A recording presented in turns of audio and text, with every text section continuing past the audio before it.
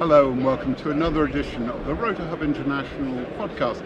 This time coming from the show floor at the RotorHub International stand at the K. Bailey Hutchinson Convention Center in Dallas, Texas.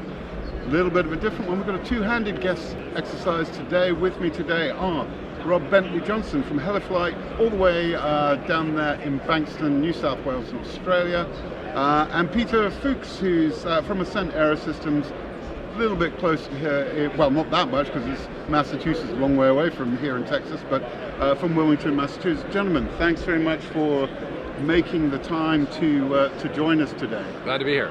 Yep, we're excited to be here and join you and have a good conversation.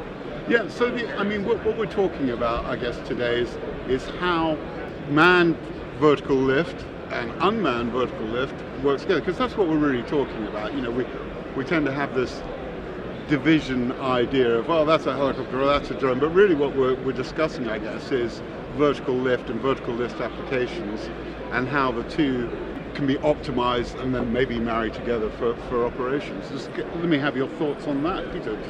Sure. Well, listen, I mean, this is part of the thesis behind Robinson and Ascent coming together. Their acquisition of us a year ago was really all about a future that involves the fusing of crewed and uncrewed assets, small drones and larger helicopters. And there's lots of different existing applications that can be supplemented or enhanced by that kind of combination, and also unlocking new kinds of capabilities, which I'm sure Rob can give us all kinds of good insights on too, because he's out in the thick of it. So to give a bit of an oversight, I've been working with HeliFlite in Australia for about 15 years, Chief Operations Officer. Comes through from the flight line aspect, so I've got that hands-on helicopter world knowledge, which is where I come in to try and integrate the new systems that Robinson and other opportunities broader will come into play across the helicopter sector. Where we're excited is the fact that we've worked with Robinson for 15 years. We're one of the first dealers of Robinson products in the world, and now this opportunity that David Smith has put forward by acquiring Ascent Systems gives us the chance to further collaborate and bring those two platforms together, and we're excited to talk more. Yeah. So let's just drill a little bit closer in, or deeper in, I should say, to those sort of applications. Someone's winching, you may hear that, but it's a live show. What can you do? Let's talk about those. Let's talk about those applications. Sure. Do you want me to jump in Yeah, first why don't and you have take a that for sure. So there's probably three sectors that we're excited to explore and see where they evolve into. One of those first is going to be the lighter end of town, where you grab your helmet, your headset, whatever it is, basically your flight bag. And in that flight bag, you have some form of drone UAS system where you can deploy that, probably more so from a perspective of giving a 30-second to say a 30-minute preview into where you're operating or what you're doing. I can just think of an example is if you're long lining, you want to go out to site, you get established, and while your team's establishing your rig, your lines, the load, you're able to then do a forward reconnaissance on the site and just get a better feel for exactly where you're at. You don't have to do 13 orbits of the site to really understand the trees, the hazards, the power lines, or any weather that's encroaching as well. So you can start to get an early eyes on the target and understand the safety aspect. So what we're looking at there is, for the operator, reducing the cost and increasing the safety. So those are the key aspects where we're going to see some harmony. So yeah, you're just sitting there. It's that whole thing of, as you say, just walking the approach and escape lines and all of that process, and it's saving time too because it's all happening while the ground crew are doing that whole setting. So let's think about the aircraft in this question. Let's talk about that dual axial thing, because we're not talking about what everybody thinks of when they think of a drone UAV with a quad or multi-copter, right? Square thingy. Right, the spider versus the cylinder. Right. So let's talk about the sure. Yeah. So we started making our drones in 2013, 2014. Started the company in 2014, and we're focused entirely on the coaxial configuration. And of course, the coaxial's been around on full-scale helicopters for a long time, since the 50s, I think even. But what we did is we figured out how to really simplify it, reduce the complexity, and make it much smaller and much more reliable. Hard to engineer, easier to actually manufacture though. And what it gives us is not just the ability to hover, which is pretty easy to do with a coaxial, but to do speeds 50, 60, 70, even 80 miles an hour with our Spirit, and we can stop very quickly, we can make very tight turns, so it's a much more agile, high-performance vehicle. There's a lot of aerodynamics. We actually like to say that the laws of physics and the laws of aerodynamics favor the coaxial. We like to say that because it's true. Really one of the bigger benefits is that we've got this really large lifting surface and these two rotor systems that are spinning pretty large blades at a slower speed, and that also provides for much less noise. But we can fly further, faster, longer, and carry more than a comparable quadcopter can, and we're much more compact. So when Rob talks about having a flight kit with a drone in it, we're talking about with our new Helios, which we introduced here at the show, that's going to be about the size it'll fit in like a container that holds 3 tennis balls. So it's really small, but it can still do 45 miles an hour, fly longer than a half an hour, fly in high winds. It can do all kinds of things that a regular quadcopter just can't do. Sure. And then that circles back again to the idea of that ability to move quickly some distance and get that forward reconnaissance exercise that we just talked about. But let's talk about endurance. You're talking about with the new one, that's an endurance of about 45 minutes. Well, we're saying 30. Well, the engineers would shoot me if I said 45 minutes on the record, so we'll just keep it between us. It's for sure 30 minutes plus. Yeah. We've been flying, this airframe configuration at this size for actually more than a year now, and we get 40 to 45 minutes. So we're sort of hedging by saying 30 plus, but it's going to do more than that. Yeah, it's going to do more. It certainly won't be less. And one of the really interesting things about when you compare a quadcopter to a coax, quadcopter, if you think of a dinner plate, when it's sitting there kind of flat, right? And if you want to accelerate it, you're going to get more and more sort of frontal drag as you accelerate because you're tilting more and more into the wind. That, of course, creates a lot more drag and a downforce that the power system has to compensate for. So you're using more and more power the faster you go. Now, that's true with a coaxial too. You're also using more power the faster you go, but you're actually reducing the fuselage's frontal area as you're tilting into the wind, right? Because it's like a can tilting. Exactly. Yeah. So while we do get a drag rise also, it's a much flatter drag rise. So the power that we consume in a hover is actually about the same that we do at about 40 miles an hour. Yeah. So we can go really fast and hover at the same power. And that basically changes the paradigm. You can get to a place quickly, you can loiter on station for a long time, and that's a really big advantage for operations out in the field. Yeah. So I mean, that whole thing, I just sort of delving into a little bit, so I get it and understand it maybe. So it's that whole thing, as the aircraft tilts, you've got that frontal drag of the cylinder, and I guess there's a lot of turbulent flow at the back end of the cylinder, which then turns into almost like a laminar flow as the aircraft tilts forward. Yeah, I'm not an aerodynamicist, but we do have some, and we do some CFD testing on this kind of stuff, of course, and there's always optimization to be done, but the actual blade area doesn't represent a tremendous amount of drag because you've got the power system drawing that airflow through, and it's not like the oncoming air is hitting directly into the front side of the aircraft because of the downwash from the rotor system, right? Yeah. But there's always opportunities to enhance that, and we're going to be looking at more of that as the time goes on. One of the advantages, of course, of being acquired by a company like Robinson is we have resources that we've never had before. So we're really looking forward to digging into those kinds of things. Rob, let's just circle back to some of the sort of potential applications. You talked about reconnaissance for a long lining operation.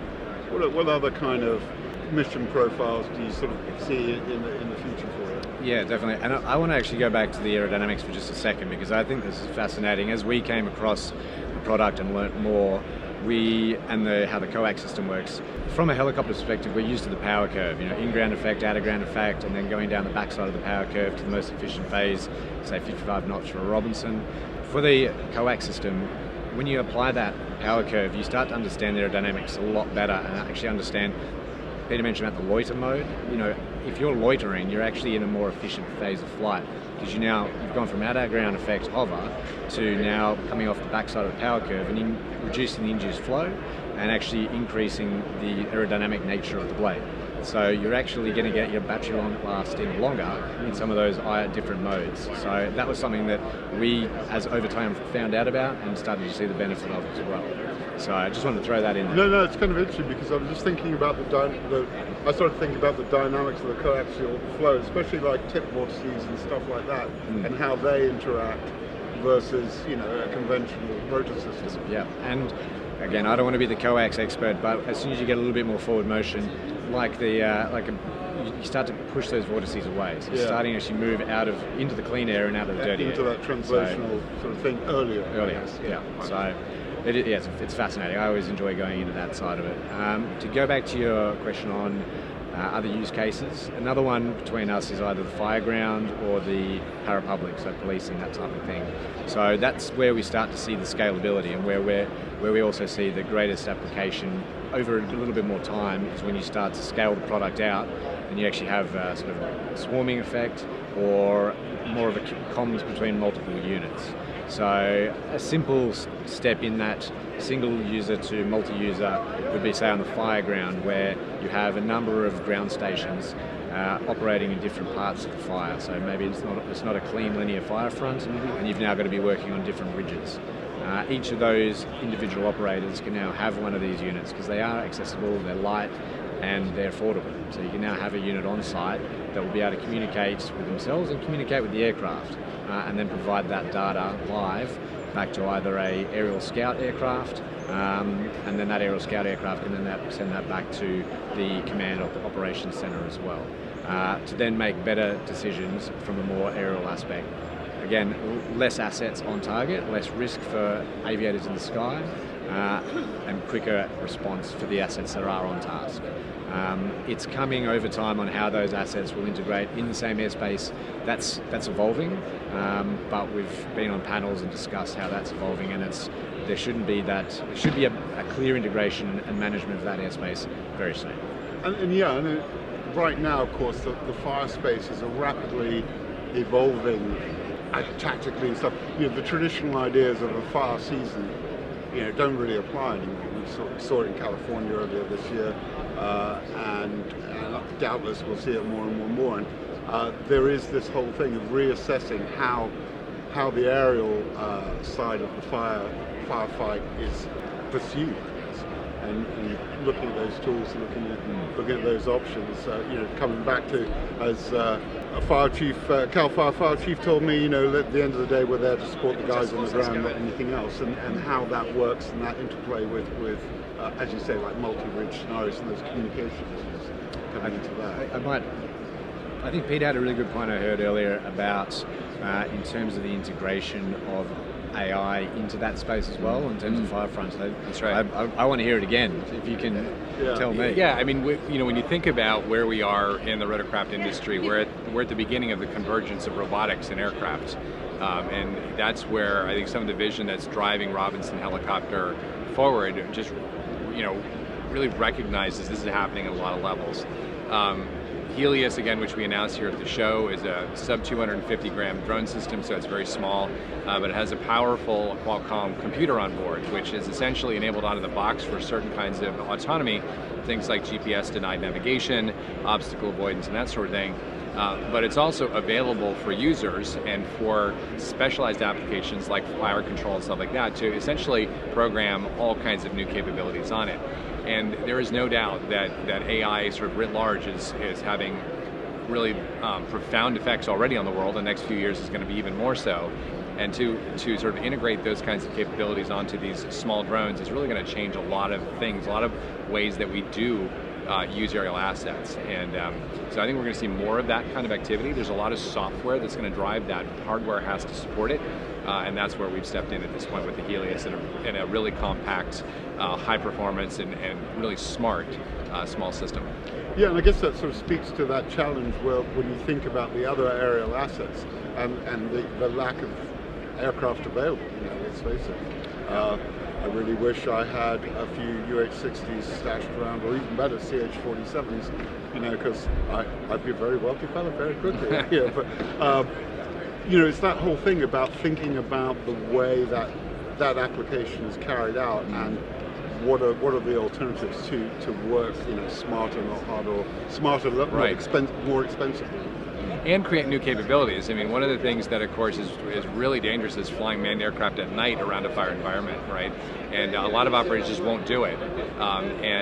So, of course, if you can really integrate drones into that creates a whole new side of the operational capability to, map and analyze a fire environment in conditions that you just wouldn't send a crewed helicopter in. Sure. And that could be true during the day too, where you've got really hazardous environments that you can operate a drone in that you wouldn't want to operate a manned aircraft in. Commit manned assets. Yeah. So guys, as always with these things, we could talk for hours probably, but the clock is beating us. So I really appreciate you taking your time out to slide over this morning. I know the show is enormous. If you've never been to Verticon, formerly Heli Expo, and there's a huge amount going on, and everybody's busy and rushing. But I'm really glad that Amy roped us together and we got a chance to sit down and talk and learn about it. And I look forward to hearing more as the projects develop. Likewise. So thanks for the time. Thanks very much for your time this morning. Right, great to be on. So that's been another edition of the RoadHub International podcast, live from Verticon in Dallas, Texas. Join us again next time. Until then, fly safe, keep the blue side out.